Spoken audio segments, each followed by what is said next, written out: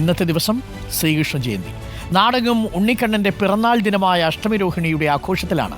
സംസ്ഥാനമെങ്ങും നടക്കുന്ന ശോഭായാത്രകൾക്ക് ഇനി മണിക്കൂറുകൾ മാത്രം ബാക്കി. ആറന്മുള പാർത്ഥസാരഥി ക്ഷേത്രത്തിൽ നിന്ന് പ്രവീൺ പുരുഷോത്തമനും ഗുരുവായൂരിൽ നിന്ന് ജെയ്സൺ ചാമോളപ്പിലും നമുക്കൊപ്പം ചേരും.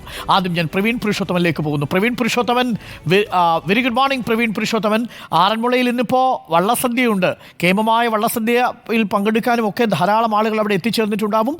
എന്താണ് ആറന്മുളയിലെ കാഴ്ചകൾ? രാവിലെ തന്നെ ഒരുപാട് പേർ ക്ഷേത്രത്തിലേക്ക് എത്തിയോ? Very good morning Arun. ആറന്മുളയിൽ ഇന്ന് ആറന്മുള പാർത്ഥസാരഥി ക്ഷേത്രത്തിൽ ചരിത്രപ്രസിദ്ധമായിട്ടുള്ള അഷ്ടമി രോഹിണി വള്ളസദ്യ നടക്കുകയാണ്. നിരവധി ഭക്തർ രാവിലെ മുതൽ തന്നെ ഇങ്ങോട്ട് എത്തിയിട്ടുണ്ട്. ആയിരക്കണക്കിന് ഭക്തർ ഇവിടെ ഇപ്പോൾ തന്നെ ഈ അഷ്ടമി രോഹിണി വള്ളസദ്യ കഴിക്കുന്നതിനായിട്ട് എത്തിയിട്ടുണ്ട്. കൃത്യം 11 മണിക്ക് ക്ഷേത്ര ആനക്കൊട്ടിലായിരിക്കും ഇതിൻ്റെ തുടക്കം കുറിക്കുക. കേന്ദ്ര സഹമന്ത്രി സുരേഷ് ഗോപി ആയിരിക്കും പാർത്ഥസാരഥിക്ക് സദ്യ സമർപ്പിക്കുക ആദ്യം.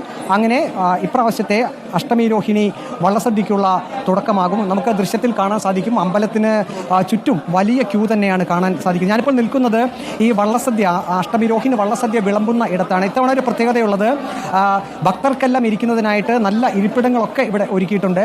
മറ്റൊന്ന്, കഴിഞ്ഞ തവണയൊക്കെ ക്ഷേത്ര മതിൽക്കെട്ടിനകത്ത് വലിയ വെയിലൊക്കെ ഉള്ള സമയത്തായിരുന്നു ഈ വള്ളസദ്യ നടന്നിരുന്നത്, അഷ്ടമി രോഹിണി വള്ളസദ്യ നടന്നിരുന്നത്. ഇപ്പോൾ മേൽക്കൂരിയൊക്കെ തയ്യാറാക്കിയിട്ടുണ്ട്. അങ്ങനെ ഭക്തർക്ക് എല്ലാ രീതിയിലും സുഖപ്രദമായി ഈ അഷ്ടമി രോഹിണി വള്ളസദ്യ കഴിക്കുന്നതിനുള്ള എല്ലാ ഒരുക്കങ്ങളും പൂർത്തിയായിട്ടുണ്ട്. ഇപ്പോൾ നമുക്ക് വിഭവങ്ങളൊക്കെ കാണാൻ സാധിക്കും. നമുക്കറിയാമല്ലോ, ഈ ആറന്മുള വള്ളസദ്യ എന്ന് പറയുമ്പോൾ വിഭവങ്ങളുടെ ആധിക്യം കൊണ്ടാണ് അത് ഏറ്റവും കൂടുതൽ ശ്രദ്ധ നേടിയിട്ടുള്ളത്. ആറന്മുള വള്ളസദ്യക്കുള്ള എല്ലാ വിഭവങ്ങളും തന്നെ ഈ അഷ്ടമി രോഹിണി എന്നാലും കുഴപ്പമില്ല. ഏതൊക്കെ ഐറ്റങ്ങളാണുള്ളതെന്ന് അവരുടെ അടുത്ത് ചോദിച്ചോളൂ. ആ ദൃശ്യങ്ങൾ കൂടി കാണിക്കുന്നത് പ്രേക്ഷകർക്ക് നന്നായിരിക്കും. കാര്യം നേരിട്ട് ആറന്മുള സദ്യ ഭക്ഷണം കഴിച്ചവർ കുറവായിരിക്കും ചിലരെങ്കിലും ഈ കാണുന്നവരിൽ. ഒന്ന് പ്രേക്ഷകരോട് പറയാം, എന്തൊക്കെ ഐറ്റങ്ങളാണ് ഉണ്ടാവുക?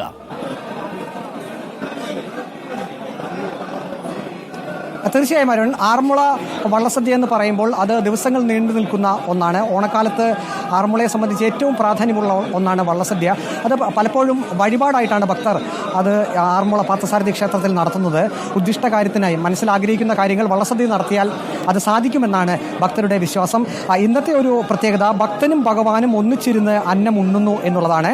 അതായത് പാർത്ഥസാരഥി ക്ഷേത്രത്തിൽ ഇന്ന് അഷ്ടമി രോഹിണി വള്ളസദ്യ ഭഗവാനും ഒപ്പം തന്നെ ഭക്തരും ഒരുമിച്ചിരുന്ന് ഉണ്ണുന്നു എന്ന വളരെ പ്രാധാന്യം അർഹിക്കുന്ന ഒരു കാര്യം കൂടിയാണ്. ഇപ്പോൾ നമ്മോടൊപ്പം ഈ പള്ളിയോട സഭാസംഘം പ്രതിനിധികൾ കൂടിയുണ്ട്. ഈ വിഭവങ്ങളുടെ ആധിക്യമാണല്ലോ ഏറ്റവും വലിയ പ്രത്യേകത എന്നുള്ളത്.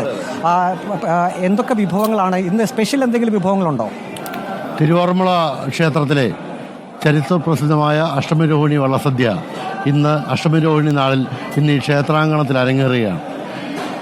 ഈ റാന്നി ഇടക്കുളം മുതൽ ചെന്നിത്തല വരെയുള്ള 52 കരകളിൽപ്പെട്ട പള്ളിയോടങ്ങൾ ഇന്ന് ഈ ക്ഷേത്രസന്നിധിയിലെത്തി ഭഗവാന് പിറന്നാൾ സമ്മാനം സമർപ്പിച്ച് സദ്യ ഇവിടെ നടത്തുകയാണ്. ഏറ്റവും ശ്രേഷ്ഠമായ ഈ സദ്യയ്ക്ക് ചോറ് കൂടാതെ 64 കൂട്ടം വിഭവങ്ങൾ വിളമ്പിയുള്ള സദ്യയാണ് നടക്കുന്നത്. ഇവിടെ ഭഗവാനും ഒന്നിച്ച്, ഭക്തനോടൊന്നിച്ച്, വള്ളക്കാരോടൊന്നിച്ച് ഇരുന്ന് സദ്യ കഴിക്കുന്നുള്ള പ്രത്യേകതയാണ് ഇവിടെ ഉള്ളത്.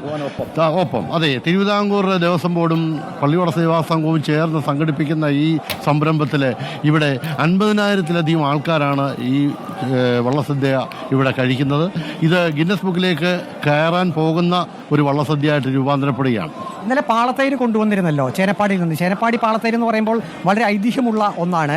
ആ ചടങ്ങുകളൊക്കെ ഇന്നലെ നടന്നിരുന്നു. പാളത്തൈരും ഒപ്പം തന്നെ മറ്റ് വിഭവങ്ങൾ എന്തൊക്കെയാണ് എടുത്ത് പറയത്തക്ക? ഈ തിരുവാറന്മുള ക്ഷേത്രത്തിലെ ഒരു പ്രത്യേകത എന്ന് പറയുന്നത്, ഈ ക്ഷേത്രത്തിൽ ഞാൻ മുമ്പ് സൂചിപ്പിച്ചതുപോലെ 64 കൂട്ടം വിഭവങ്ങൾ വിളമ്പുമ്പോൾ ഒരു 40 കൂട്ടം വിഭവങ്ങളോളം നമ്മൾ ഇലയിൽ വിളമ്പി വെക്കുമ്പോൾ 20 കൂട്ടം ഐറ്റം ശ്ലോകം ചൊല്ലി ചോദിക്കുന്നവരെന്നാണ്.